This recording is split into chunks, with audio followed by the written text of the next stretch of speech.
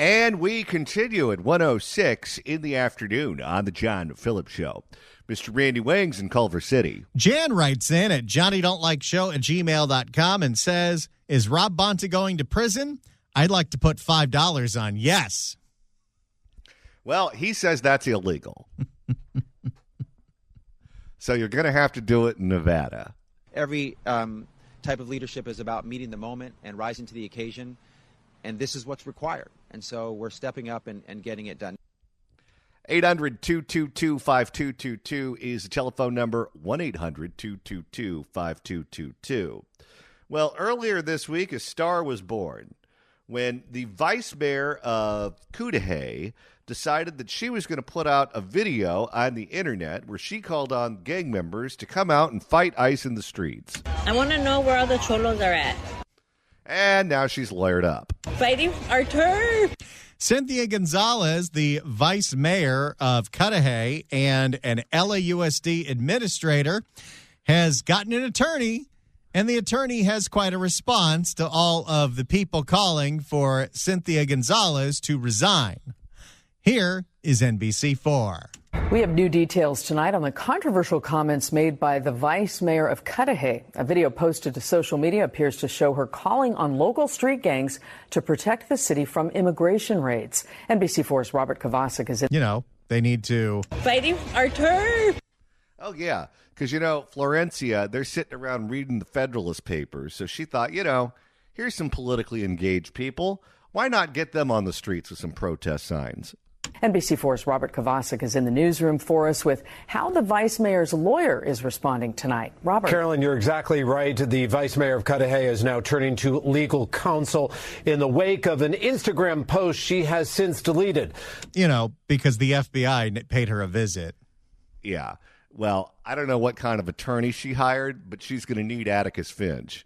Tonight, that attorney defending her comments on social media despite the Los Angeles Police Protective League calling them shameful and demanding her immediate resignation. Last night, the Department of Homeland Security posted on X this video they identify as the same video Cudahy's vice mayor deleted from her Instagram account. The DHS labeling the video, quote, despicable and garbage. Tonight, her attorney sending NBC4 this statement that begins, Dr. Cynthia Gonzalez. Really? Doctor. Here's a question, Randy. If all she was doing was encouraging civic engagement, why did she delete the video? No, thank you. Doctor Cynthia Gonzalez called upon her local community to exercise their First Amendment rights to... Nope. That's not what she was doing. I mean, it's not like you can take the video out of context. It's the video. Fighting our turf. You said it, lady. You said it. I want to know where all the cholos are at. Telling you, it's early, but Cynthia Gonzalez might be in the running for Drops of the Year. I think you might be right. Dr. Cynthia Gonzalez called upon her local community to exercise their First Amendment rights. No. She called on two specific street gangs. Maybe that's her local community. Maybe this is like Eunice Hernandez when she was given the opportunity to increase fines for catalytic converter thieves. She said, I can't do that because that would criminalize my community. Maybe. To exercise their First Amendment rights to free speech and assembly to express their views on recent ICE enforcement actions. I just wanted them to go out and peacefully protest. It's like Schoolhouse Rock, how a bill becomes a law. Let's all learn about politics together. Her message was entirely peaceful and aimed at encouraging civic engagement. No, it wasn't. We have the video. Through lawful and constructive means. I want to know where all the cholos are at. That wasn't me. That was NBC4. I'm glad they played that part. I want to know where all the cholos are at in Los Angeles. 18th Street, Florencia. Where's the leadership at? Because you guys are all about territory, and this is 18th Street, and this is Florencia. You guys tag everything up, claiming hood. And now that your hood's being invaded by the biggest gang there is, there ain't a peep out of you. Above the... Yeah, that was just encouraging peaceful protest. Yeah. That reminded me of civics class in high school.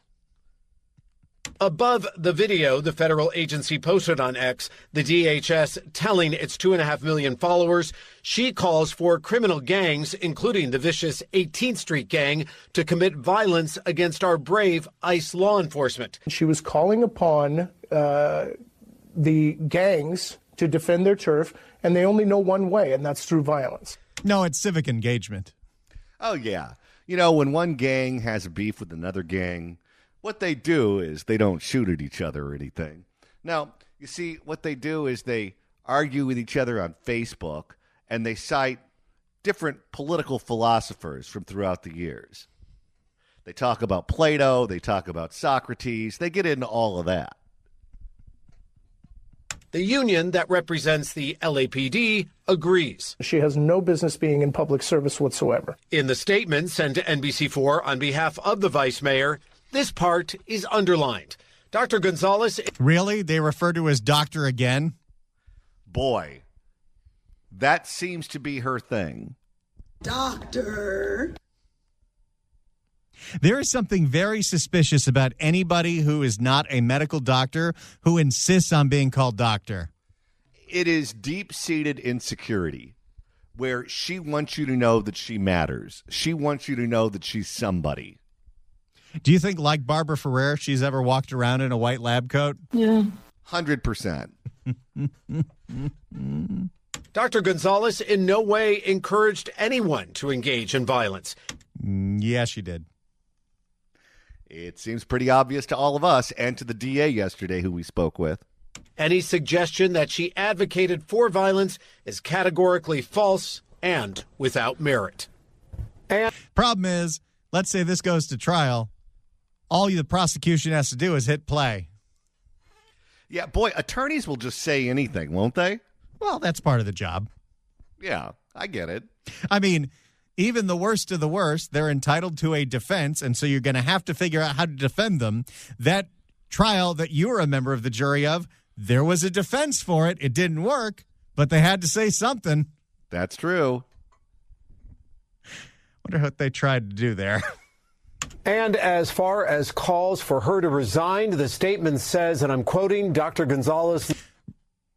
That's a third time. How many times in this statement are they referring to her as doctor? That's the third time, maybe more.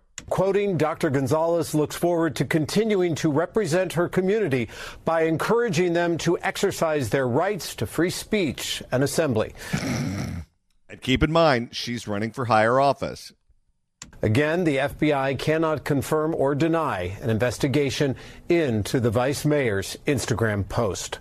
In our newsroom, I'm Robert Kovacic. Carolyn? There you go. There is the latest on Cynthia Gonzalez. Fighting our turf. She could, if the cards fall in her favor, she could become the next Jasmine Crockett. I really do think that. You think this is a launching pad for her? It could be, because she appeals to the same segment of the Democratic Party, where you go on with these fake accents, you say the most outrageous possible thing, and then you get blasted all over social media, all over cable news, and suddenly you become one of the most famous faces within the Democratic Party.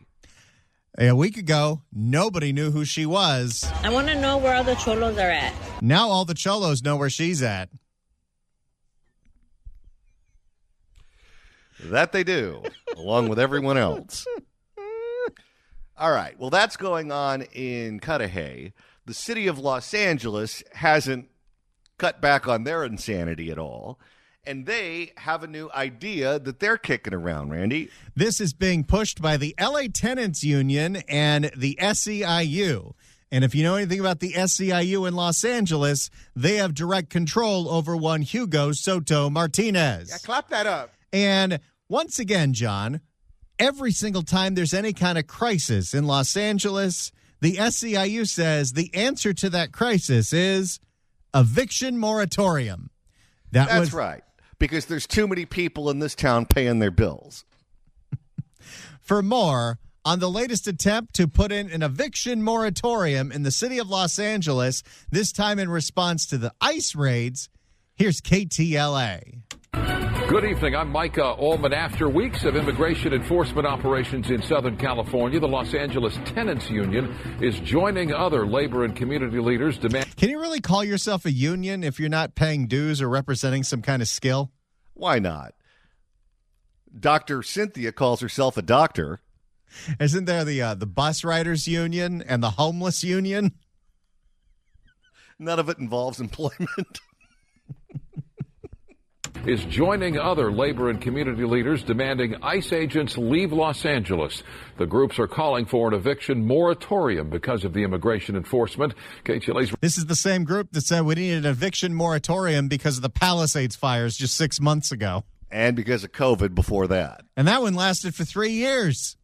KTLA's Rachel Menatop with details from downtown L.A. Hi, good evening. One of the tenants here today says people are scared to go to work, to go to school, to buy groceries, and it's nearly impossible to pay rent when family members are either detained or are in hiding. What do we want? Can't hear you. Someone's honking.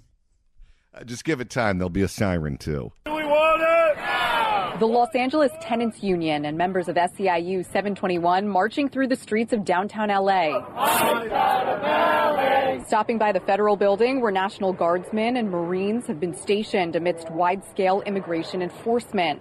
For its part... Gee, I wonder what they would do to that building if there weren't National Guard protecting it. I have some ideas. For its part, ICE says its men and women are putting their lives on the line every day to arrest violent criminals and defend the lives of American citizens. Steve Gibson says the ongoing, oftentimes surprise activity is actually negatively impacting LA's workforce.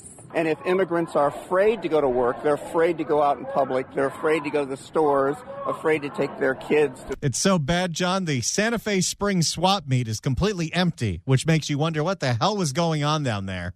Yeah, no kidding. School, then that's strangling the economy. Fight, fight, fight! Housing is a human right. Oh, boy. You know what's funny? It's not just the swap meet that's empty.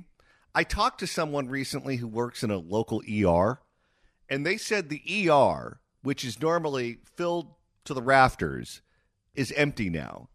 And I said, oh, really? And the person I spoke with said yes. The only people here are people using it for legitimate reasons and the homeless. Fight, fight, fight! Housing is a human right. How does that work?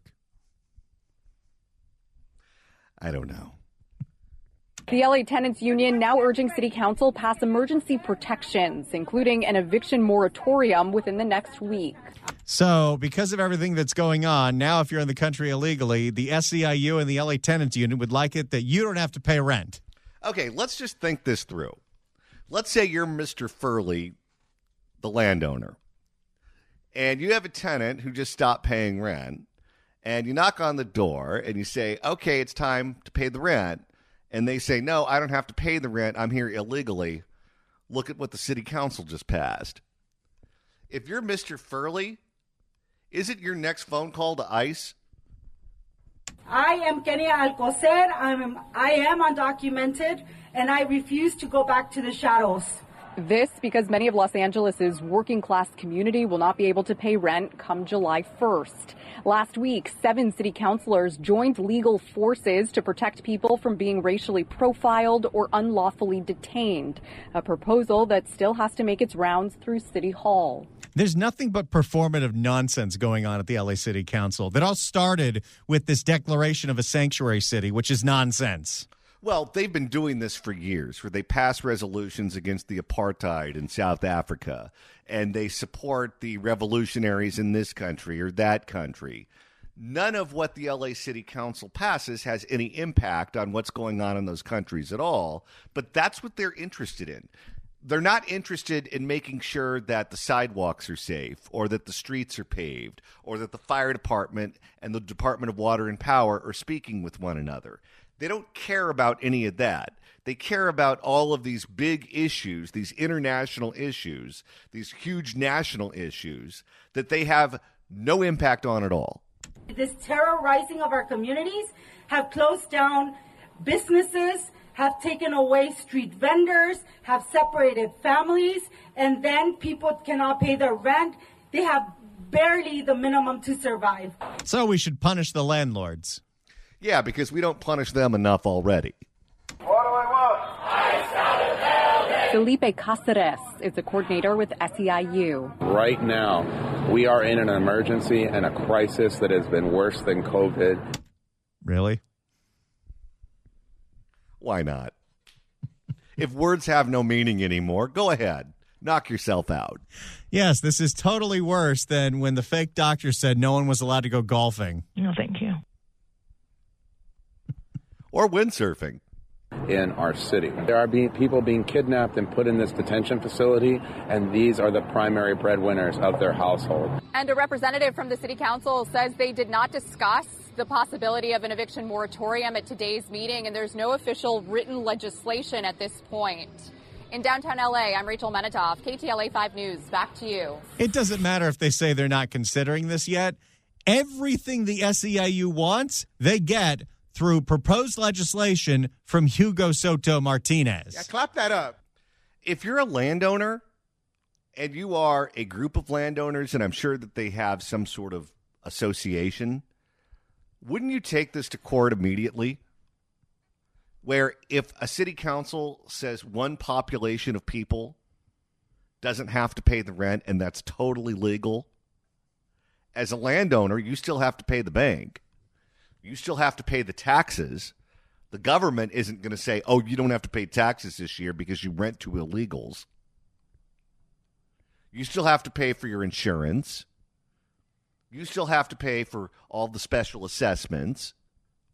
If you're in an HOA, you have to pay the HOA monthly dues.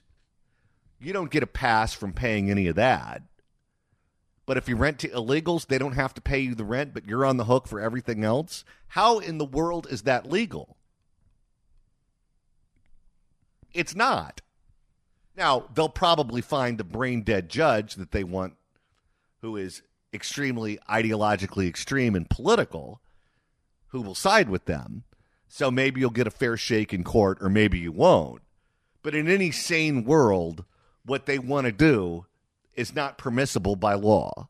If you'd like to email the show, you can do so at johnnydon'tlikeshow@gmail.com. That's johnnydon'tlikeshow@gmail.com. And Randy, now that we're at the halfway point of today's show, if you want to continue listening to us after we sign off at 3, that's easy to do. All you got to do is search for The John Phillips Show wherever you get your podcasts. Apple Podcasts, iHeart, Spotify. Search for The John Phillips Show. Hit subscribe. You can download all the podcasts. I want to know where all the cholos are at. And we're headed to Fresno. How exciting is this? Starting this Saturday and every Saturday from 2 to 3 p.m., you're going to hear the Fix California Hour on 580 KMJ in Fresno. Now the John Phillips Show can be heard on Southern California Radio, Northern California Radio, and the Central Valley. Right now it's time to open up the California Crime Blotter. If the cashier is dummy. Questions? And Randy, this edition has, well, let's call it a holiday flair. Fireworks are a huge problem in the state of California. They not only blow people's hands off, which happened in the Central Valley this week, they also cause fires. And in Oakland, they even melted a basketball court. Oh my God, they melted the basketball court. The city of San Jose is sick of all the illegal fireworks, and that's why this year they're going after fireworks with drones. Okay, now I don't want to give anyone any ideas, but if the city is putting drones in the sky to monitor the fireworks, isn't that just something to aim them at? For more, here is KPIX. The ground. This is what the 4th of July looks and sounds like in parts of San Jose. And not an official fireworks show, but right in neighborhood streets. People joke about saying it's Baghdad by the Bay. Quite a nickname. Gee, and I thought the San Fernando Valley had it bad. Turns out Silicon Valley also explodes every July. Streets. People joke about saying it's Baghdad by the Bay. Okay, that was a bomb. Maybe it was a gender reveal party. It's awful. You know, it's dangerous. It's illegal. Jeff Levine has lived in San Jose for over 2 decades and says the illegal fireworks problem has gotten worse. Cars tossing fire, anything from the little firecrackers to the big explosive M1000s. Wait, they're throwing them out of cars? M1000s? Isn't that what Israel launched into Iran recently? Out in the street, and they zoom off, and then they blow up, and cars are coming in and swerving to avoid the explosions. But this year, the city is launching a more coordinated ground and aerial effort. For the first time this 4th of July, San Jose police will launch drones to capture footage of illegal fireworks use, joining several other cities like Elk Grove, which shot this footage. The built-in GPS will allow the city to locate hotspots and go after associated property owners. Oh boy, now they have video evidence. Okay, how about this, though? Instead of going after the property owners, how about going after the people who are actually lighting the bombs? The information being gathered by the drones will be real time, and so it'll be relayed to the operator. That is a good message that we want to let people know is, again, have fun on 4th of July. Be safe, but also we're watching. Fireworks are illegal in the city of San Jose and has always been. And it's illegal in most parts of California. It's whether it's enforced or not. And in most places, there's just not enough manpower to enforce it. Outside of Carmel by the Sea, these laws do not get taken very seriously. No, but it's one thing if they're lighting sparklers. That's not something that would ordinarily be on the radar of the police department. But if you're setting off bombs, that's going to make all the car alarms go off. The pets are going to go crazy. Homes are going to shake. People are going to wake up. That's when you get their attention. And the city's largest neighborhood group is supporting and participating in the stepped-up enforcement. Is this an official neighborhood group, or is this just people on Nextdoor? Or it could be one of those fake unions. We, as a neighborhood organization across the city, along with the city, want more people involved in reporting where fireworks are launched. Steve Spivak is part of... it's not like it's a big mystery. They're lighting off bombs. Well, maybe this is the beauty of the drones, because the drones can fly above, and they can actually point down to exactly where the bomb got set off. Okay, I'm going to do something right now that's a public service. I'm going to let them know where they can find who's doing it. Are you ready? Ready. Okay. If a house lights something and it goes kaboom, it's them. Steve Spivak is part of San Jose's all-district leadership group, which is working to encourage neighbors to report illegal fireworks using the 311 app, which now has a dedicated tab just for that purpose. There's a fireworks button on the 311 app? I guess that lets you know how common it is.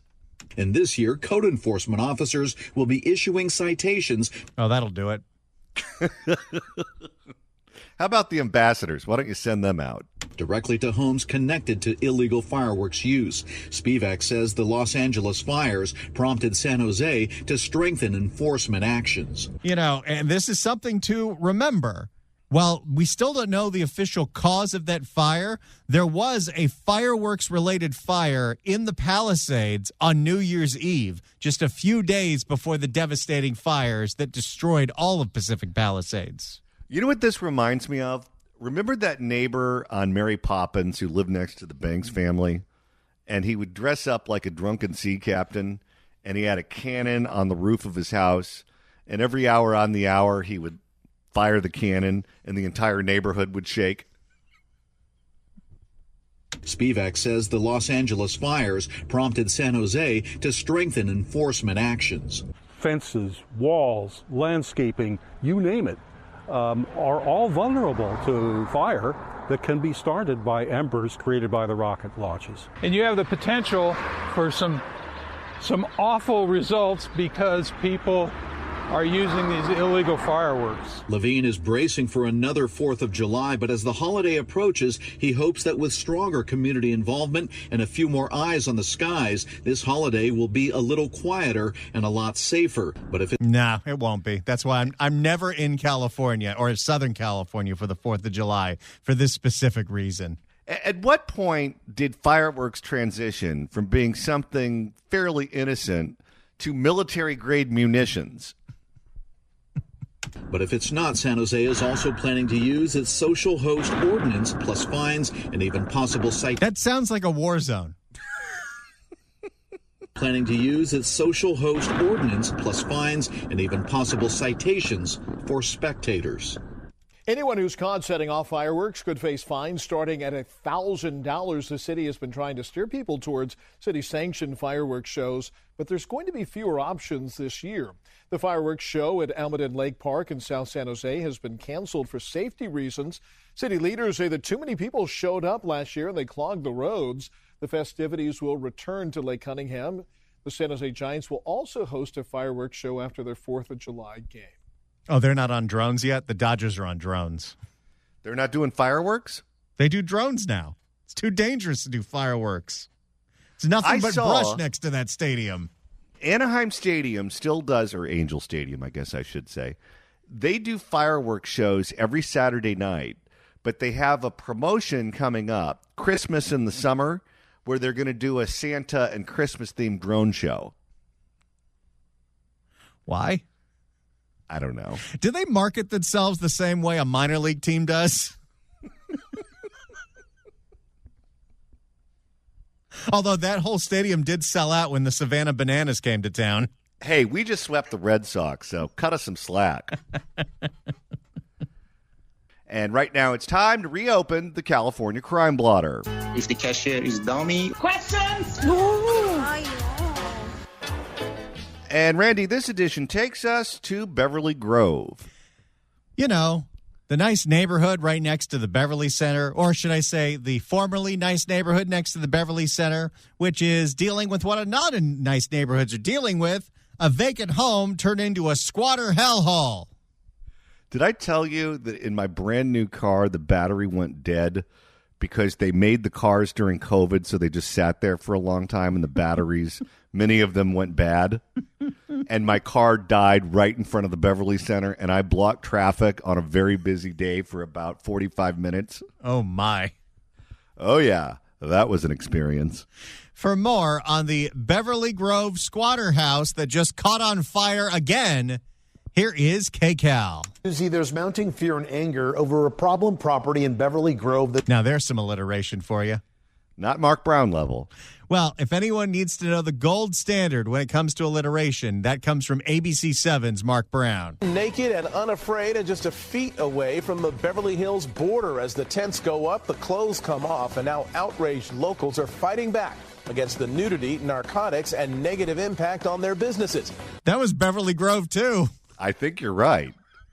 There's mounting fear and anger over a problem property in Beverly Grove that's been invaded by squatters. Another fire has broken out, and KCAL's Lauren Posen has been working to get answers and help for scared neighbors. Let me guess. No answers from Katie Yaroslavsky? Oh, yeah. She put all of those letters right in the circular file. Well, signs like this no trespassing sign are doing a little to keep the squatters out. In fact, we saw them actually sneak through this hole here. It's one reason why neighbors say they're not sleeping at night, and this latest fire has them really on edge. I was just trying to sleep, and then I saw some orange in my window. Poor kid. Boy, he's having quite the upbringing. You know what his parents are paying in property taxes to be there. That is not a cheap neighborhood.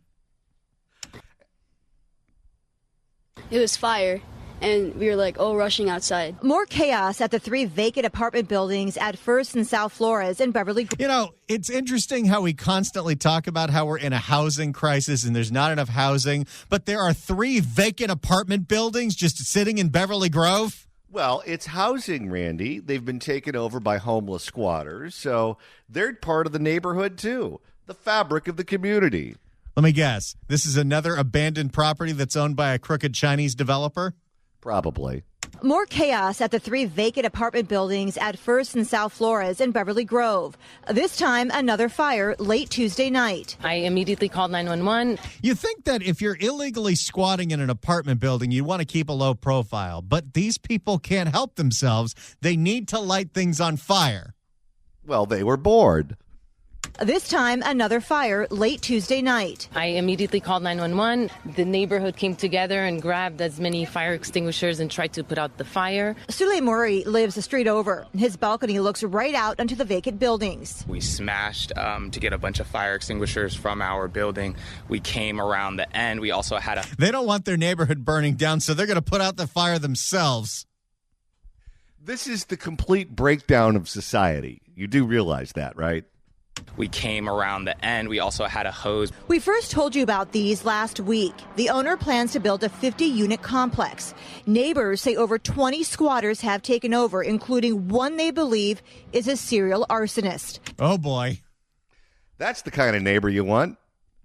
The property showed some progress Wednesday and one piece of construction equipment, along with no trespassing signs, which neighbors say squatters ignore. Former federal prosecutor Nima Rumani says the posted signs are aligned with city code. For there to be an arrest, one of two things has to happen. The property owner needs to ask for it to happen, say that this individual is trespassing, or they have to fill out a form that allows LAPD to arrest someone even if the property owner isn't there.